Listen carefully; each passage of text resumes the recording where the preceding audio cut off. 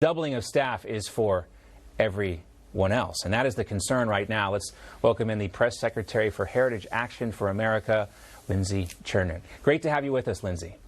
Hi, great to be with you. All right, so, I mean, this makes me wonder if Joe Biden's really planning on running for president again, because, I mean, obviously this doesn't poll well with anyone. You know, do you want to have more IRS agents? Is that really the priority here? But the administration really says they really only want to go after people who make more than $400,000 a year. But we know history is a judge here, and this will affect everyone.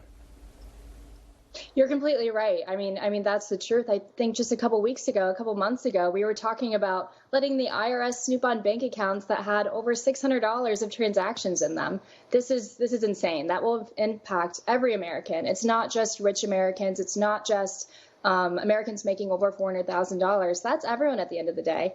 And this commitment to doubling the size of the IRS is just further proof that Democrats really want complete control of your lives. I mean, whether it's these mandates, whether it's doubling the size of the IRS to really get into your bank accounts, it's at the end of the day, it's about power and it's about control for the Democrats. Now, the administration claims that this would generate $700 billion in revenue over the next decade here.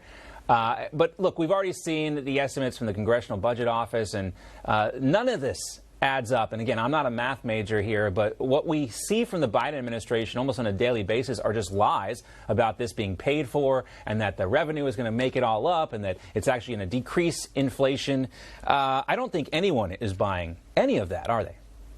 They're not. And like you said, the Congressional Budget Office said this bill is not paid for. It's going to add $367 billion to the national debt. That is an insane amount of money. This bill is a multi-trillion-dollar bill that is not paid for. And like Heritage Action is calling out, we have a new ad buy that's targeting 5 House Democrats that are pushing them over their support for the SALT deduction cap, which will give $200 billion to blue state bailouts that will go largely to millionaires and billionaires. That's in that Build Back Better or Build Back Broke agenda, as we like to call it. So at the end of the day, Democrats are just recommitting that they are not the party of tax the rich. They are the party of the rich. This is such an important point, too, about these SALT tax deductions. This is something that was actually done away with under the Trump tax plan, and it's been reinstated by the Biden administration because it's loved by limousine liberals in the Northeast. This is a huge amount of money for them, and it's another reason why so many people actually moved out of the Northeast. But what we see with this Biden Build Back Better plan are tax breaks for the wealthy. And it's not just this one. It's also the tax breaks for electric cars that I think apply to everyone who makes up to $800,000 a year for a family of 4, something like that.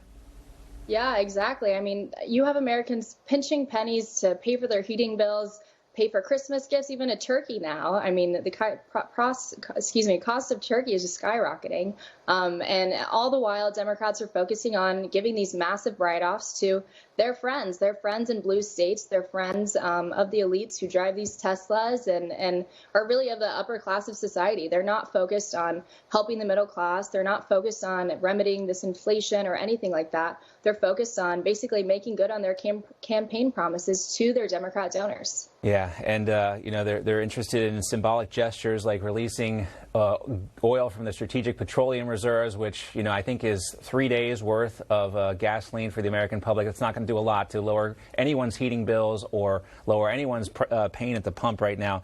And when you look at this stuff, Lindsey, you know, how many districts now does Heritage Action actually believe are in play? What is the swing going to be back in favor of Republicans? What's your estimation there?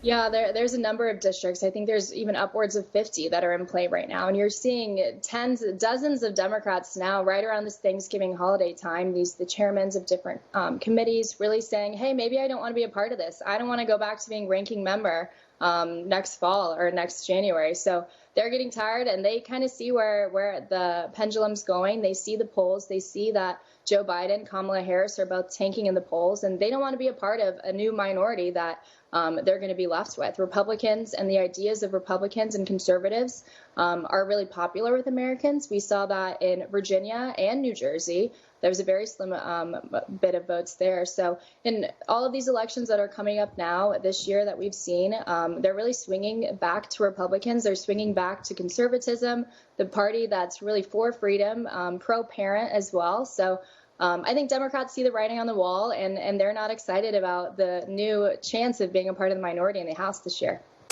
That is the reality they're facing, and what that means for Nancy Pelosi, that's another question for a different day, but we'll leave it there. Lindsey, thanks so much. Great to see you. We appreciate your time.